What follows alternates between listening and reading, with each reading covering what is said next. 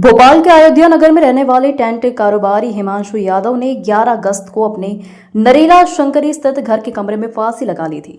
युवक की मौत के 18 दिन बाद एक वीडियो सामने आया है जिसमें युवक सुसाइड के लिए पत्नी और ससुराल वालों को जिम्मेदार बता रहा है। उसने कहा कि मौत के लिए पत्नी वैशाली और ससुर रामलाल जिम्मेदार हैं। दोनों लगातार कॉल कर मुझे और मेरे पिता को FIR दर्ज कराकर जेल भिजवाने की धमकी दे रहे थे। कई बार मनाने के बाद भी वैशाली लौटने को तैयार नहीं है। अपने मायके में रह रही है। 21 जुलाई को अपने पिता के साथ घर गई थी, तब से नहीं लौटी है। मुझे माफ कर देना मम्मी पापा, हमेशा के लिए जा रहा हूँ। जानकारी के मुताबिक हिमांशु यादव भवानी टाउन नरेला शंकरी में रहते थे, वहीं टेंट हाउस का संचालन करते थे। उनके पिता राजकुमार ने बताया कि 20-21 जुलाई 2025 के दरमियानी रात हिमांशु और पत्नी वैशाली के बीच विवाद हुआ था। ग्राम अबरिया उदयपुर जिला रायसेन के रहने वाले हिमांशु के ससुर रामलाल 21 जुलाई को घर आए थे। उनके साथ उनका बेटा भी था। दोनों वैशाली को साथ ले गए।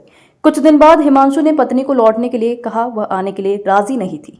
कुछ समय बाद उसने हिमांशु से बात करना बंद कर दिया, उसका कॉल भी नहीं उठाती थी।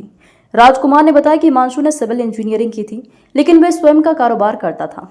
बहू ने मेरे खुशहाल बेटे को जान देने पर मजबूर कर दिया। राजकुमार के मुताबिक बहू कमरा बंद कर अधिकांश समय फोन पर व्यस्त रहती थी। मेरा नाम हिमांशु यादव है। आज मैं बहुत टेंशन में हूँ। इस टेंशन की वजह मेरी नहीं तो वाइफ है और वाइफ के घर वाले हैं। मुझे कुछ हो जाता है तो इसकी जिम्मेदारी नहीं तो मेरी वाइफ और मेरे वाइफ के घर वाले होंगे। मेरी वाइफ का नाम वैशाली यादव है। उसकी मम्मी पापा नहीं तो उसको पता नहीं क्या सिखा रहे हैं, पढ़ा रहे हैं मेरे खिलाफ। मेरे घर वालों पर मेरे छोटा छोटा इल्ज़ाम लगवाने की धमकी दे रहे हैं कि तुम्हारी कंप्लेंट कर देंगे पुलिस में, थाने में, ये कर देंगे। मेरी कोई गलती नहीं। 21 जुलाई को ये घर से सारा सामान लेके चली गई थी। फिर बाद में ने मेरे को कॉल लगाना बंद कर दिया, सारे कांटेक्ट बंद कर दिए। मैं कॉल लगाता था तो ये उठाते नहीं थे। बस फिर लड़ाई करने लगे। अब मेरे पापा को फ़ोन लगा के धमकी दे रहे हैं कि तुम्हें जेल पहुंचवा देंगे हम। ये वैशाली के पापा बोल रहे हैं। मैं इतने डिप्रेशन, इतने टेंशन में हूँ कि मैं क्या करूँ। पापा मुझे माफ़ करना नहीं था।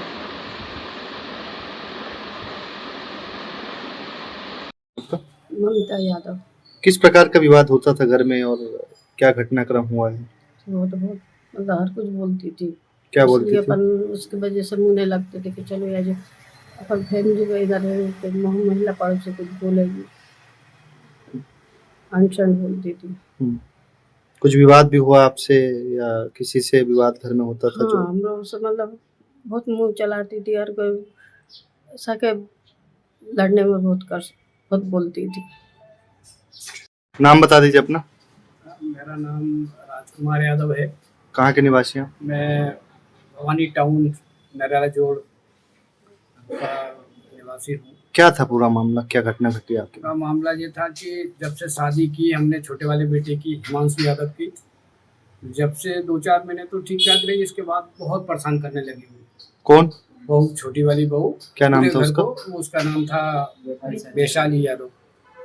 वो इतना परेशान करने लगी कि कभी भी लड़के से पैसे छुड़ा ले जाए। वो टेंट का काम करता था, पैसे आते थे जेब में रखे रहता था, पैसे ले जाए। धमकी देती थी, हम लोगों को धमकी दी थी, सब परिवार को।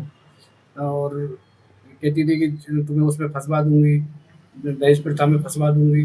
हम लोग डर गए थोड़ा सा और सोचा भी मैंने कि बच्ची है, थोड़ा सा हम आज नहीं तो कल सीख जाएगी, माहौल में मिल जाएगी। तो आखिर में वो अभी 1 महीने यहाँ रहती थी, 2-3 महीने वहाँ रहती थी। बस इसके बाद में अभी गई तो आई नहीं। और लड़के का बहुत टार्चर करती थी, उसके घर वाले करते थे, माँ बाप मतलब दोनों माता पिता। और किस प्रकार से टार्चर करते थे? मतलब उसको कहते थे तुम्हारे माँ बाप को पूरी फैमिली को फंसवा देंगे। बार बार एक ही चीज कहते थे, काहे में फंसवा देंगे? दहेज प्रथा में फंसवा देंगे, अलग रहो, मतलब हिस्सा लो, ये मतलब ये था थोड़ा सा इतना परेशान कर रही थी कि और वो अभी गई, उसे हमने खबर भी की कि मेरे बड़े भाई की बहू खत्म हो गई थी 21 तारीख को गई वो और 22 तारीख को खत्म हुआ। फोन भी लगाया था, फिर भी नहीं आई वो। विशेष ने फोन लगाया कि आ जाओ, वो घर में बड़े भैया की बहू खत्म हो गई, फिर भी नहीं आई। होता था वो तो अब मियाँ बीवी में भयंकर विवाद होता था। हमसे तो फोन पे बात ही नहीं करती थी वो, हम फोन लगाते तो फोन नहीं उठाती थी। कहाँ बात करती थी वो? और वो सुबह से और शाम तक अपना कमरा बंद कर लेती थी, फोन पे कहाँ बात कर रही है, हम पूछते तो लड़ती थी वो।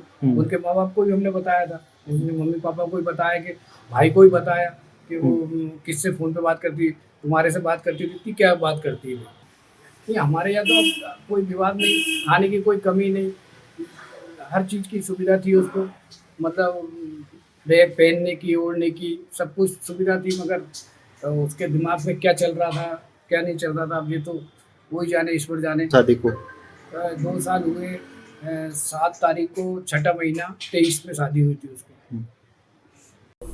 सर, ट्रेन कारोबारी हिमांशु यादव आत्महत्या मामले में 18 दिन बाद एक वीडियो वायरल हुआ है, जिसमें वो खुद कहते हुए दिखाई दे रहा है कि उसकी सास, ससुर और पत्नी को प्रताड़ित करते थे।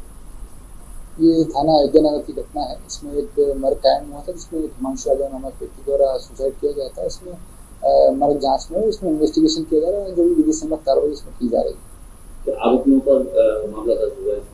हाँ, बिल्कुल, जो भी तथ्य आएंगे उस अनुसार कार्रवाई की जाएगी। सर, इस बात पता चल पाएगा 18 दिन बाद वीडियो आया है तो कहाँ से आया? वो इन्वेस्टिगेशन का विषय है, उसमें जांच का जो भी वैधानिक कार्रवाई वो की जाएगी।